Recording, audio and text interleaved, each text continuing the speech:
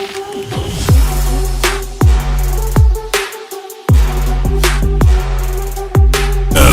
your mama, go tell your papa. Me will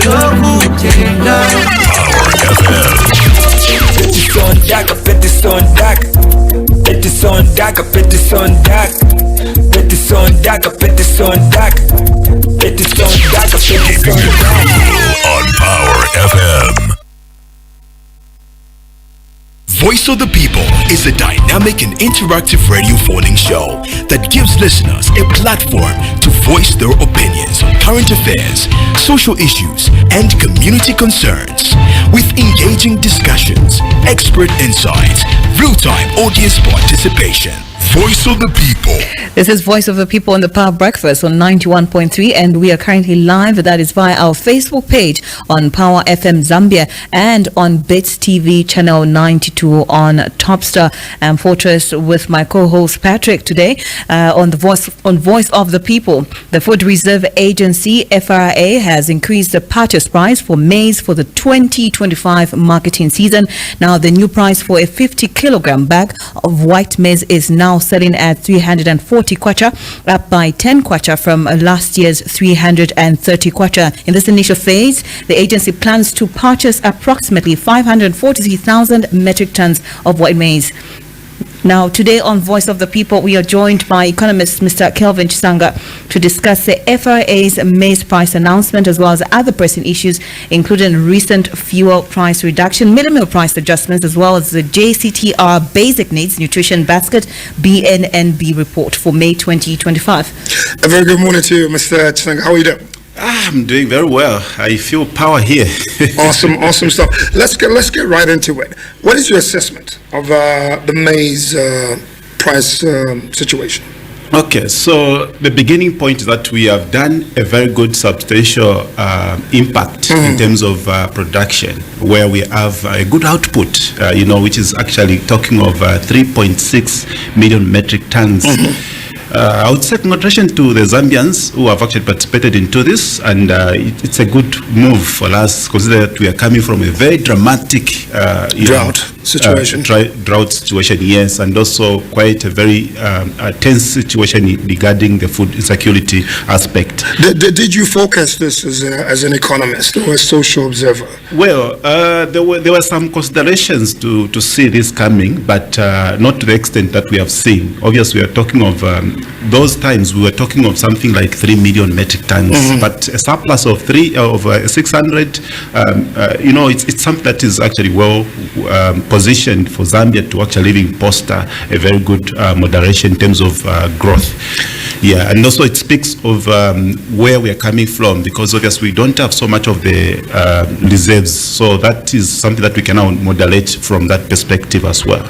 Yes. Going back just maybe on the floor price of maize, a couple of years back there was an outcry to say, one, the price has been increased, and then two, obviously the price of milling meal went up, but the rationale then was that, look, if we can increase production, the price will ultimately go down. That is the price of milling meal. What do you say to the pundits that were against the increment of the full price of maize?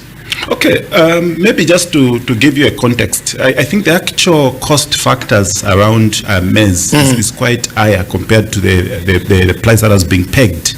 And obviously, most of the people, including the Bank of Zambia, we are estimating to have a price floor of about 380, which should have been reflective of the import cost. But looking at what it is right now, it's more of a psychological price compared to the effect or cost-benefit factors of production.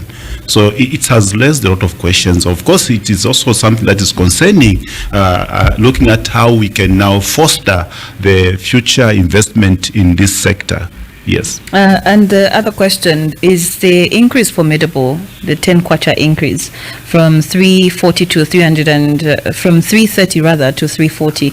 Is it that much, a 10 kwacha?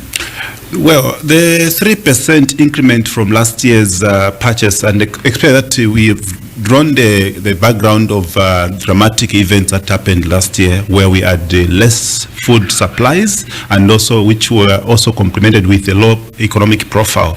This cannot be justifiable, especially looking at how, if you want to trigger the appetite and interest in the sector. We needed to have at least landed the cost at 370 or 375, or even much higher compared to what we are seeing today. Because, as I mentioned, this now comes out to be a reflective element of psychological price, as opposed to reflecting the cost input that should have been factored from there. But another reflection that can be factored is the fact that we are producing a substantial amount of our own fertilizer. Maybe going locally. Maybe going forward, yes, this could be a spillover effect that could come as we get to the massive production of fertilizer or chemicals in the sector. Mm-hmm. And again, also it's not just the aspect of isolating fertilizer. There are also other complex factors that can also play into this. So if we basically also work around the cost of seeds, cost of fuel to remain constant or sustained, I think that to be able to speak into all those areas as it is right now. But as we speak, the cost of fuel has gone down. The cost of you mentioned fuel. What was the inputs basically are going down. We're producing the bulk of fertilizer. Isn't it therefore to say, I know you're mentioning 370, 380, but all these factors considered, wouldn't you say that the 10 kwacha increment is justifiable at this stage in time? Well, if you are to go into a context, for example, if you look at the aspect to do with the FISIP itself, we are talking of about 7 billion Zambian kwacha being flown into this, which is half of the Ministry of Agriculture budget.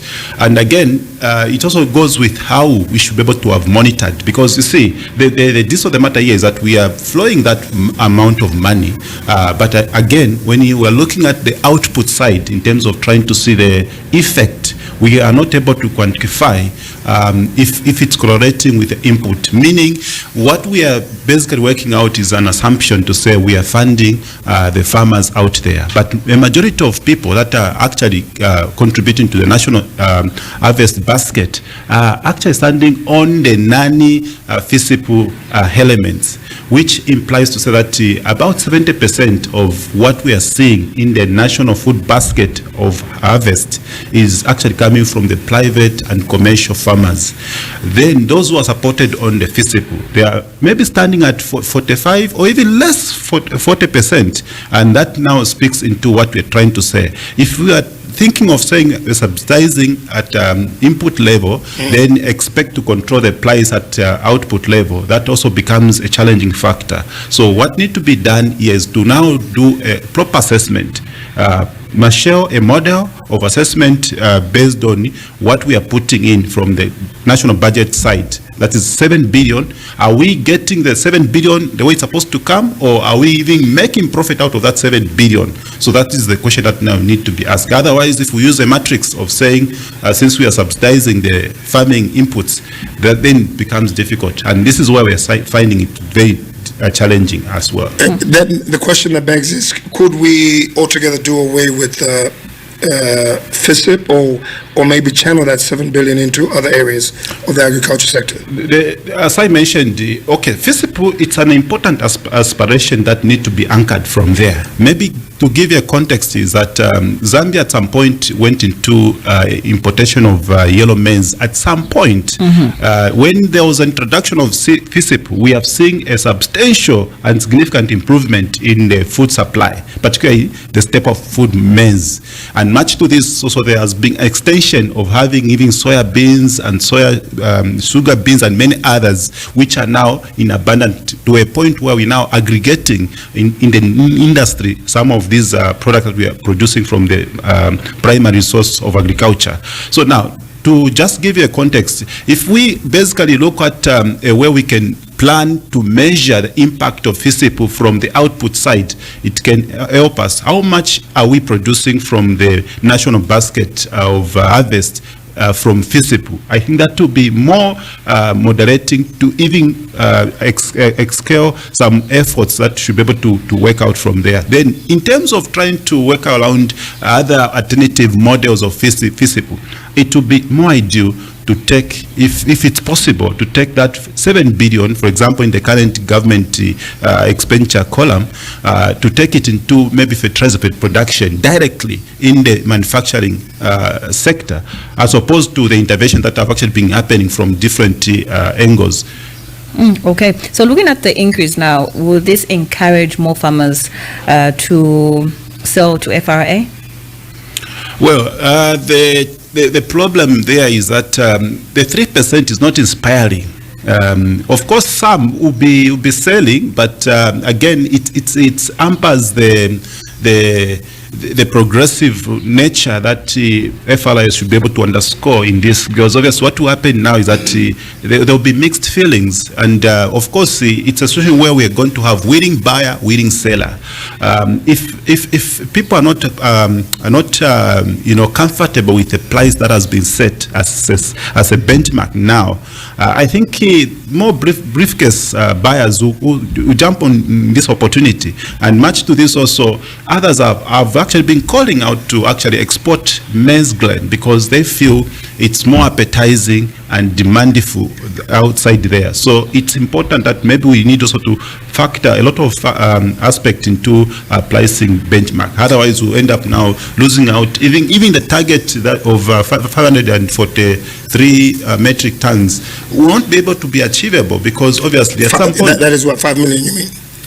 For FLI's mandate, we are buying mandate this year. So it becomes difficult. So again, it's an act of balance that need to be worked out from there to see how are we faring in terms of the market. Because again, if I'm a farmer, I've done so much of the labor intensity requirements in the production of maize, then I end up now coming to have this 3%. It doesn't make sense. But Mr. Sango, we're coming from a backdrop of where the floor price of maize was very low 2, 3, 4 years ago.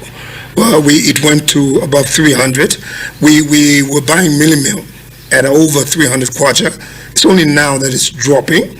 We have a bumper harvest, but the argument, don't you think the rationale is also to say, look, if we increase it to 380, 400, we could trigger an increment of the price of milli-meal. So maybe let's be, walking a very thin line. We're supporting the farmer, yes, but we're also trying to reduce the price of milli-meal. Okay, maybe let me just give you a context here. Sure. FLI sets prices on different factors that we can put on the table. The key fundamental focus here is, 1, to sustain the market.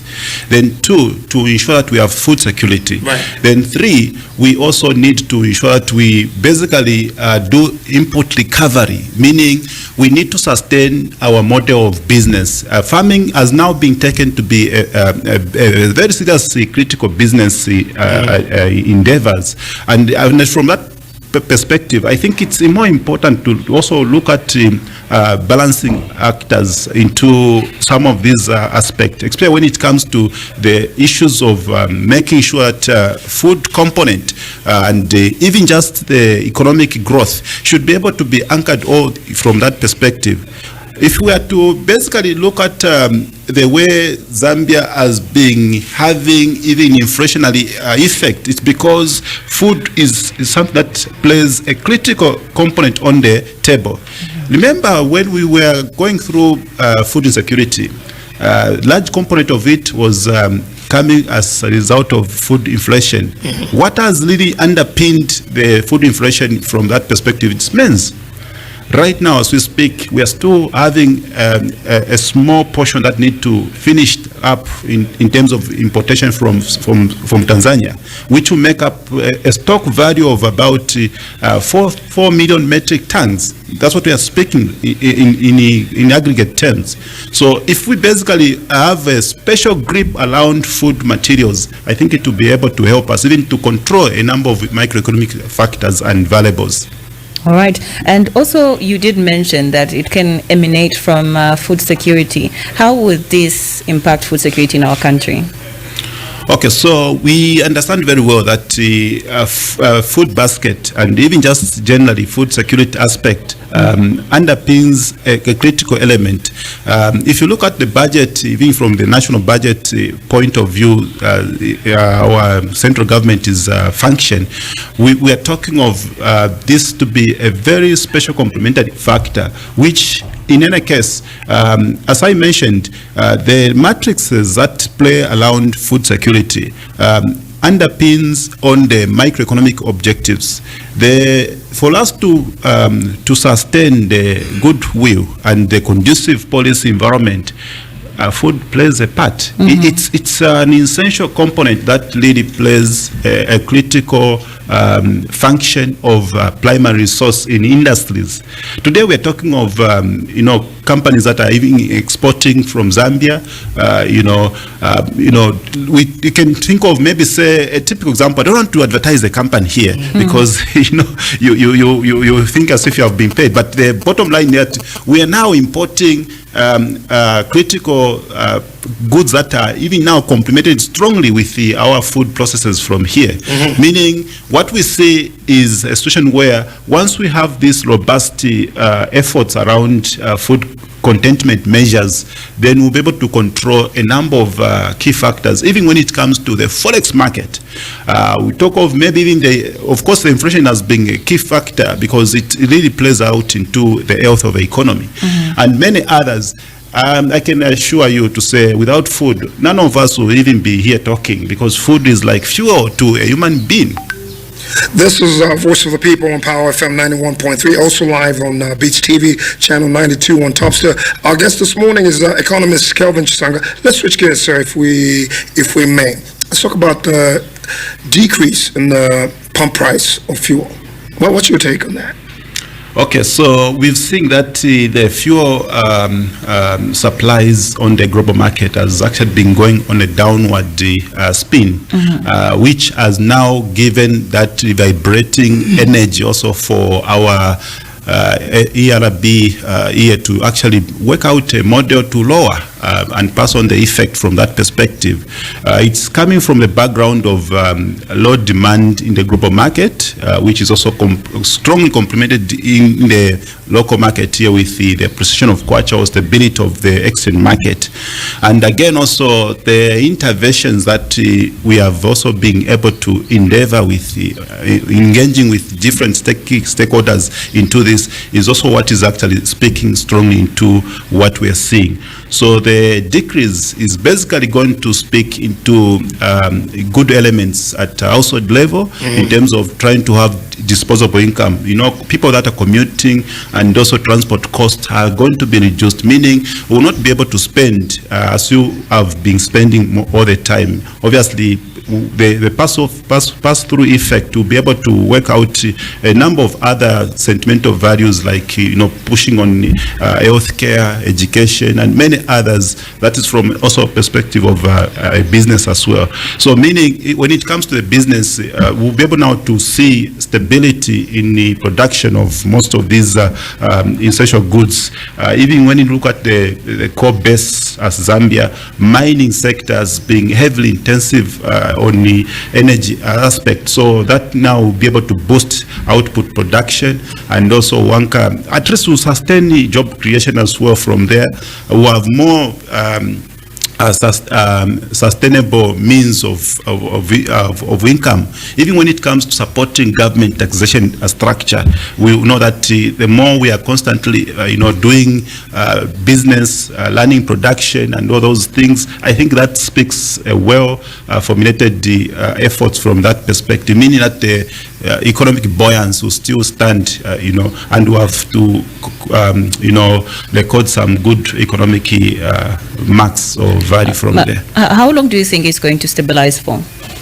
Okay, I'm sure the interventions that we have seen, because obviously we have seen that the deceleration in the fuel price started last month calendar, and extending to this. Actually, the jump in this month has been phenomenal.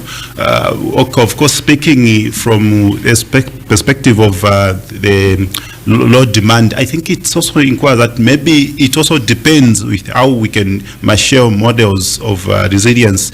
What we need to do in terms of what's happening, of course, maybe just to jump your question, is to look at how can we come up with stabilization and recovery process in terms of maybe creating a fund that should be able to sustain there. We had one which actually depleted. So maybe the sovereign fund. Yes, then this should be the talk that we need now to drive with this atmosphere, which is actually positive. Then again, the aspect that we need to do is to also look at forward contracts that need to be anchored from there. Maybe the issue also is that if government can accelerate steps with regard to debt restructuring process, it can give us a substantial standing to actually even negotiate with the other governments or other suppliers in the market, so that government can stand to be a guarantor in some of these deals, if it's possible that this can work out like that. The question that's also lingering around this situation is, do you think the open bidding of the Tazama pipeline has also contributed to the price drop? Yes, so as I mentioned, the interventions in policy reforms and also the wide engagement of key stakeholders, of course, even the expansion of energy policy options is what is actually augmenting to the positive feeling that we are seeing in the commodity. And this is the reason why maybe some of these are now bearing effect as well. I'm sure with the continuous interventions that we should be able to see, we'll be able to anchor and stabilize the commodity. If they stabilize, let's say we have the prices that people are vying for right now, will it reflect an increase on the nominal GDP, if we can put it in context? Yeah, so fuel plays a critical component. This is a special factor that lands in all sectors of the economy. You see, coming here, I had to use fuel, though of course it also depends with the kind of intervention that we are working out with in terms of fuel. For a good starter, if we can sustain the price of diesel, because diesel is what drives this economy. We import a lot of diesel to land the gensets and many other aspects. If it's petrol, it's just a small portion which actually goes with the motor vehicles and all that. But what drives this economy is diesel. If we can anchor that, I think it will speak very well. And not only that, also the aspect to do with the fuel, I think it brings a number of different complementing factors on the table. In the Zambian case, for us to see a sustained economic growth, we need to, first of all, have strong grip on one, fuel, two, on forex market. Then three, we make sure that inflation does not go out of the roof. If we can anchor some of these key fundamental factors, I think the focus should be able to give us a very well-informed output from there. Meaning what we can actually see is that I think these are the key elements that can even help us now to change even the narrative on the GDP profile. So if fuel can be anchored even just for 5 months or even 4 months minimum, I think the GDP level will be able to be positively. Do you think we'll be faring well with investor confidence? We'll have more investors? Yes, because you see, the component of fuel is one of the best elements that plays a critical element from there, because it's from the fuel that we're able to, one, lower the cost of consumptive items. When you produce an item like, for example, mini meal, you turn it from maize blend into mini meal. Obviously, when you're landing in the genset, for example, in the midst of this power deficit that we experience with electricity, obviously you pass through the effect, and once you do that, you have more demands. You get that demand from the perspective of the consumption, and as you do more volumes in terms of trade, in terms of sales, you create that confidence as well, and that now plays very well with the government expectation of making sure that people are also obliged with tax payment. And of course, today's tax model is more predictable because you do the smart invoice. Any transaction that you do, it's able to be visible to say this is what's happening. So you are able to have even government support from that perspective, meaning you're not going even to have difficulties, when you have more volume of activities on the business side. Mr. Sanga, speaking of smart things, somebody right now sitting in a bus is listening, and okay, Mr. Sanga is making sense. But if the price of diesel and fuel drops, how come the price of the bus fare rarely drops? On a lighter note. Okay, so two things happening here. Maybe I should be able to declare one thing before I get to this. One of the things that have actually been so much advocated for, it's the aspect to stabilize the monthly fuel review. I call it cost calculator. Yeah, because the issue is that the moment we took this aspect of reviewing fuel on a monthly basis, we brought in an aspect of unpredictability, meaning we cannot predict what happens in the next month. So you can imagine if fuel has reduced today, it does not imply to say that the pass-through effect will be almost immediately or start transmitting light from there. In the Zambian case, any reduction, be it even from the forex market, if we receive some good comparative case around kwacha depreciating, appreciating, we only have to see the base effect or the base effect after a period of maybe maximum of 3 months. Meaning, if there is a deduction that is taking place in key commodities, we cannot just get to our harvest, the result right there and then. It takes a bit of time. So it's the same with the bus fare. If they reduce fuel today, who knows, in the next 3 months from now, fuel can be shooting up. Meaning, we'll work now with that fluctuating model. Of course, the reduction should be able to be commanded when fuel is being reduced, like the way it is happening. But that is also a process which is a consultative process as well with key stakeholders. I remember there must be LATSA and a few others, including the bus owners, to sit down and see where are we sitting as well. So the monthly fuel reviews also has a difficult situation as well with many key services and the commodities. Meaning, even when it has come to be like this, sometimes some of these key sectors, they also form some relatively difficult situation as well, in a way that we basically see a situation where they have to agree the price range because they don't want to be affected. So there is that agreement that need to be done.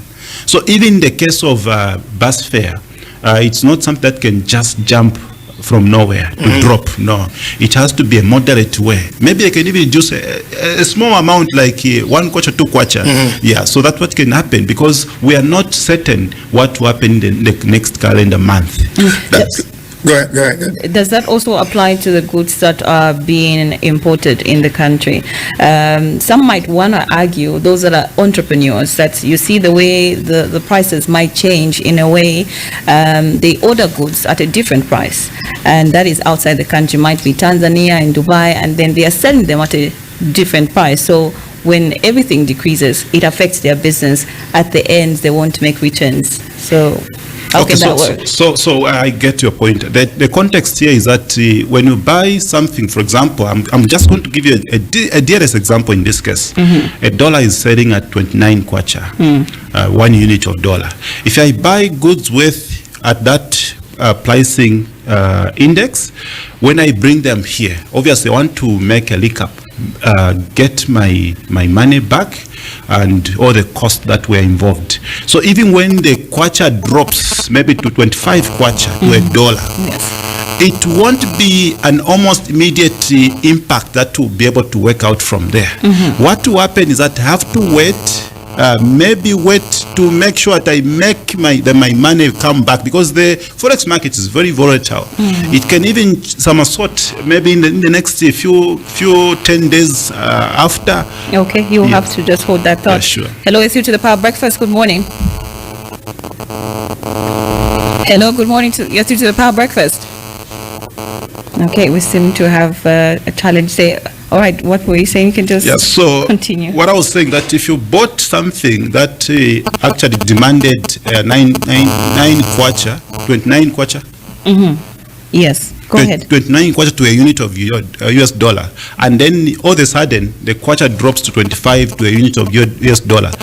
You cannot, from the business perspective, you cannot change automatically to start fitting into that. You have to wait a bit, because again, forex market changes. It changes like wind. It can be like what we are calling climate change. Yes. You know. So what I'm trying to say here is that it's important also to look at the matrix that works in the Zambian economy. What really plays out here is that once you have reduction either in fuel or in forex market or in whatever form of positive development that could have actually been happening there, it takes a base effect also in place, meaning what will happen is that it will take a bit of time for us to have a reflective reduction.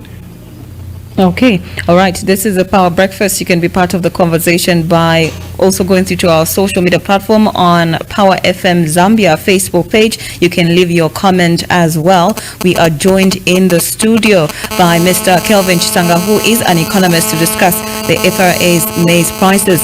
Hello, it's you to the Power Breakfast. Good morning. Yes, good morning. Good morning. How are you doing? Tiribwina nice. Tell us your name and where you're calling us from, please. Okay, go ahead with your contribution. Yeah,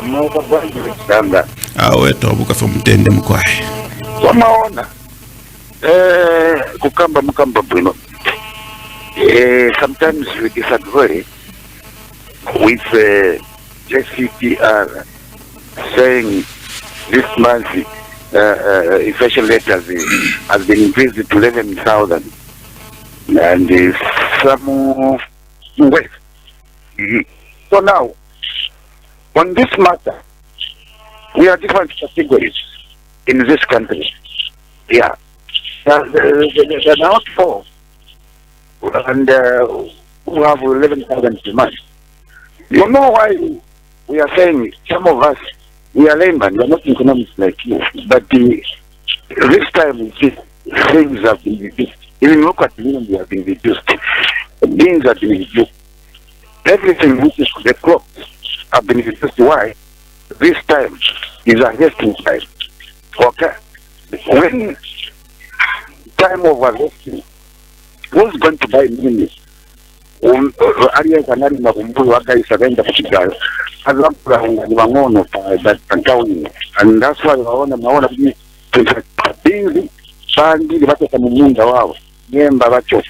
so the demand has been lost because of packaging. So I mean that then also that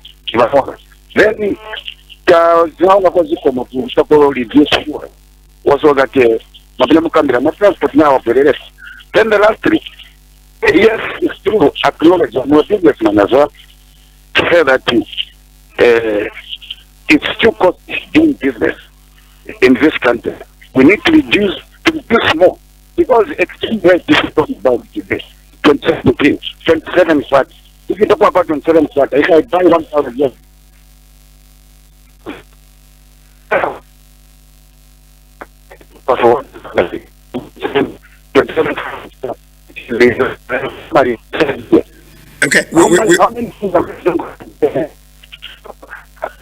Okay, we seem to be having a bad connection there, but I think you got the gist of the question. He's referring to the Jesuit Center for Theological Reflection (JCTR) report, which says that the nutritional basket, monthly nutritional basket, is currently at 11,272 kwacha. What your thoughts on that? Okay, so the issue here is that I think it also goes with the regional calculation, if I can put it in that way loosely. Sometimes I tend to also disagree with the Justice EALA on the food basket on their review, because sometimes you only find that they are mirroring maybe places like Lusaka, but what about maybe Mansa, Chipata, Shangombo. Are you saying that the report is not comprehensive enough? For me, I think that is what I should be able to say, but I feel they give us a reflective feeling of what is really taking place there. Maybe we need to have more tangible material in terms of what really plays out with their assessment. Of course, yes, they give us a shape for us to look at and also to create something that can be compelling action in terms of what really happens there. And it gives a groom situation to build something fundamentally very well from there, especially when we are looking at tackling most of the pressing commodities. For example, they can mention to say because of winter we are having charcoal prices going upward or something like that. So you have got a pointing benchmark. So what I mean by saying this is that I think, yes, looking at the cost factors that we see in most of the things, and maybe I will also concur with him. He mentioned to say the issue of high cost in Zambia. It's because we've got so much of duplication, even when it comes to licensing and many other aspects. It's important that we need to look at how best can we create a system or a business environment that should be able to speak of growth given.